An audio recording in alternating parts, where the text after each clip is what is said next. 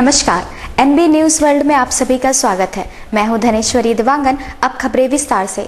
अयोध्या में विवादित जगह पर राम मंदिर निर्माण को लेकर सरगर्मी बढ़ती जा रही है। 6 महीने पहले जून में विश्व हिंदू परिषद ने अयोध्या में राम मंदिर निर्माण के लिए देश भर से पत्थर इकट्ठा करने का राष्ट्रव्यापी अभियान घोषित किया था। विहिप की इस गतिविधि के बाद पत्थरों से लदे 2 ट्रक अयोध्या में आ गए हैं, जिसके बाद जिला पुलिस सतर्क हो गई है और हालात पर नजर रख रही है। इस मामले पर विहिप के प्रवक्ता शरद शर्मा ने कहा कि अयोध्या में विहिप की संपत्ति राम सेवकपुरम में 2 ट्रकों से पत्थर उतारे गए हैं और राम जन्मभूमि के अध्यक्ष महंत नित्य दास की ओर से शिला पूजन किया गया है। इस बीच महंत नित्य गोपाल दास ने बताया कि मोदी सरकार से संकेत मिले हैं कि मंदिर का निर्माण अब कराया जाएगा। वहीं फैजाबाद के वरिष्ठ पुलिस अधीक्षक मोहित गुप्ता ने कहा कि पुलिस हालात पर नजर रख रही है। पत्थरों को एक निजी परिसर में रखे गए हैं। इस वाकये से अगर शांति भंग होती है या सांप्रदायिक सद्भाव बिगड़ता है तो निश्चित तौर पर कार्यवाही की जाएगी।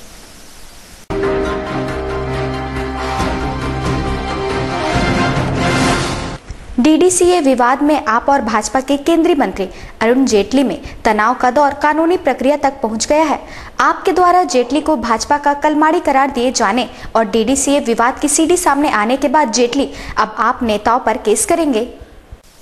डीडीसीए को लेकर वित्त मंत्री अरुण जेटली और आम आदमी पार्टी के बीच जारी घमासान थमने का नाम नहीं ले रहा है। अरुण जेटली ने दिल्ली के मुख्यमंत्री अरविंद केजरीवाल और आम आदमी पार्टी के कुछ अन्य नेताओं के खिलाफ दीवानी एवं आपराधिक मानहानि का केस करने का फैसला किया है। केजरीवाल के अलावा अरुण जेटली आम आदमी पार्टी के कई अन्य नेताओं कुमार विश्वास, आशुतोष, संजय सिंह, राघव चड्ढा, दीपक वाजपेयी के खिलाफ भी केस दायर करेंगे। जेटली अपनी निजी हैसियत में केजरीवाल और अन्य के खिलाफ केस कर रहे हैं, जिन्होंने उनके और उनके परिवार के खिलाफ गलत और मानहानि करने वाले बयान दिए। जेटली सिविल मानहानि का केस दिल्ली हाई कोर्ट में और क्रिमिनल मानहानि का केस पटियाला हाउस कोर्ट में दायर करेंगे।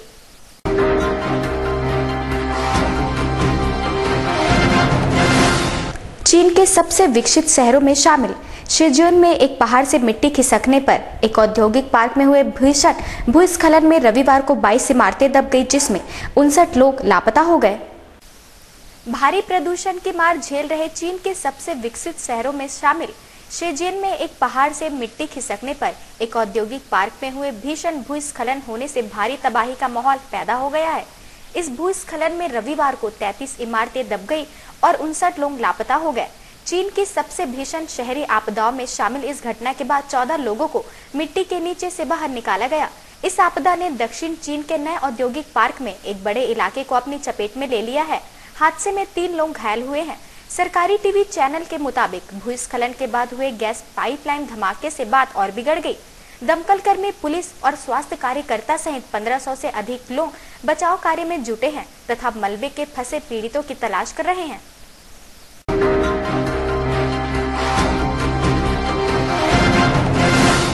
पाकिस्तान की समुद्री सुरक्षा एजेंसी ने रविवार को गुजरात के जखाऊ तट के निकट अंतर्राष्ट्रीय जल क्षेत्र से 70 मछुआरों को गिरफ्तार कर लिया और 11 नौकाओं को जब्त कर लिया। नेशनल फिश वर्कर फोरम के सचिव मनीष लुधारी ने बताया, पाकिस्तानी एमएसए ने रविवार को जखाऊ के निकट अंतर्राष्ट्रीय जल क्षेत्र से 70 मछुआरों को गिरफ्तार कर लिया। उन्होंने कहा, मछुआरे कुल 12 नौकाओं में थे, लेकिन एमएसए के अभियान के दौरान एक नौका में किसी तरह आग लग गई और वह डूब गई। हम लोगों को कारणों के बारे में नहीं पता है कि ऐसा कैसा हुआ। डूबी हुई नौका के मछुआरों को बचा लिया गया। उन लोगों ने 11 नौकाओं को जब्त कर लिया और वे नौकाओं और अन्य लोगों को कराची की तरफ ले जा रहे हैं। यह घटना रविवार सुबह की है और संघ को इस बात की सूचना अन्य मछुआरों के जरिए मिली जो नजदीक में ही मछली पकड़ रहे थे। उन्होंने बताया कि भारतीय तट रक्षक बल और पुलिस को इस बाबत सूचित कर दिया गया है।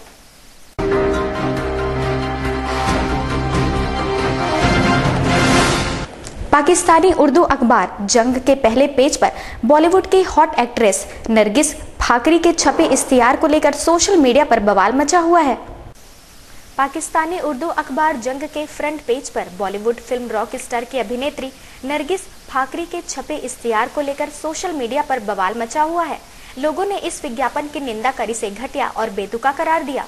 समाचार पत्र द एक्सप्रेस ट्रिब्यूनल के मुताबिक पत्रकारों सहित कई लोगों ने इसकी निंदा की और इसे बेतुका करार दिया। इसमें नरगिस लाल रंग की पोशाक पहने हाथ में फोन पकड़ी नजर आ रही है। पाकिस्तानी खोजी पत्रकार अंसार अब्बासी ने माइक्रो ब्लॉगिंग वेबसाइट पर सबसे पहले इस विज्ञापन की निंदा की और इसके बाद उनके साथ कई लोग जुड़े। नरगिस पर ट्वीट करते हुए अब्बासी ने लिखा कि मैं जंग के बेतुका फ्रंट पेज विज्ञापन के लिए जंग समूह के प्रबंधन का कड़ा विरोध करता हूं। अब्बासी के अलावा कई लोगों ने इसका कड़ा विरोध किया है।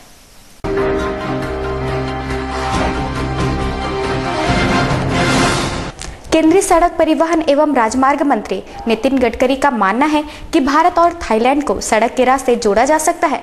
गडकरी के मुताबिक भारत थाईलैंड के बीच 4000 किलोमीटर से अधिक लंबी सड़क के सपने को 2016 में जमीन पर उतारा जा सकता है।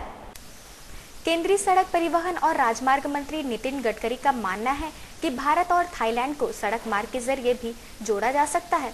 यही नहीं, उनको भरोसा है कि 4000 किलोमीटर से अधिक लंबी सड़क के सपने को नए साल यानी 2016 में जमीन पर उतारा जा सकता है। गडकरी ने कहा कि मैं खाली शब्दों में विश्वास नहीं करता, मैं जो कहता हूँ करता हूँ। नए साल में अपनी प्राथमिकता तय करते हुए उन्होंने कहा कि उनका लक्ष्य अब सड़क निर्माण क्षमता को 100 किलोमीटर प्रति दिन की ऊंचाई पर ले जाना है। गडकरी ने बीते साल देश में सड़कों के जाल को और गहरा करने तथा बाधाओं को दूर करने के लिए अनेक कदम उठाए। मंत्री ने कहा, जिस तरह से आप दिल्ली से मुंबई तक कार में यात्रा करते हैं, उसी तरह आप थाईलैंड पहुंच सकेंगे। उम्मीद है कि यह अगले साल तक संभव होगा। यह एक क्रांतिकारी काम है, लोग अभी विश्वास नहीं करेंगे।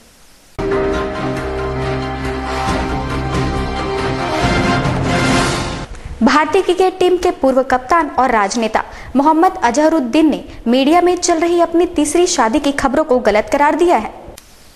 पूर्व भारतीय क्रिकेटर और कांग्रेस सांसद रह चुके मोहम्मद अजहरुद्दीन ने कथित रूप से शेनन मैरी के साथ तीसरी शादी कर ली है। मीडिया खबरों के मुताबिक अजहरुद्दीन संगीता बिजलानी से तलाक के बाद शेनन के साथ रह रहे थे। वहीं भारतीय क्रिकेट टीम के पूर्व कप्तान मोहम्मद अजहरुद्दीन ने रविवार को उन खबरों को खारिज किया है जिसमें कहा जा रहा था कि उन्होंने तीसरी शादी कर ली है। अजहरुद्दीन ने ट्वीट किया कि मेरे तीसरे विवाह करने की बात गलत और झूठी है। कृपया खबर प्रकाशित या प्रसारित करने से पहले उसकी जांच कर ले।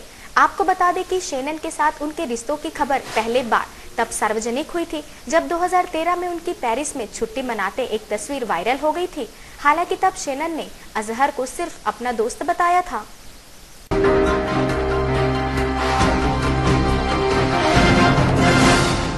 छत्तीसगढ़ में आधुनिक खेती का पाठ पढ़ाने 26 से 28 दिसंबर तक किसानों की पाठशाला लगाई जाएगी। यह पाठशाला इंदिरा गांधी कृषि विश्वविद्यालय के सामने आयोजित राष्ट्रीय कृषि मेले में लगेगी। हर रोज 10,000 किसानों को आधुनिक खेती के बारे में बताया जाएगा। इसके लिए देश भर से 30 कृषि विशेषज्ञों को बुलाया गया है। छत्तीसगढ़ के कृषि मंत्री बृजमोहन अग्रवाल ने मेला स्थल पर आयोजित प्रेस वार्ता में बताया कि प्रशिक्षण के दौरान किसानों को आधुनिक उपकरणों की मदद से खेती करने का तरीका सिखाया जाएगा। इस दौरान अच्छे बीज का उत्पादन, अच्छी खेती के लिए किस बीज या फसल उगाना फायदेमंद और सरकार की ओर से संचालित योजना व मदद के बारे में किसानों को बताया जाएगा। 2 लाख वर्ग फीट एरिया में तैयार किया गया मेला स्थल पर करीब 150 स्टॉल लगाए जाएंगे। 10,000 किसानों को प्रतिदिन ट्रेनिंग मिलेगी। मेले में देश की बड़ी कंपनियां टाटा, इफ्को सहित आधुनिक मशीनों की कंपनियां, बैंक, इंश्योरेंस कंपनियां भी शामिल होंगे।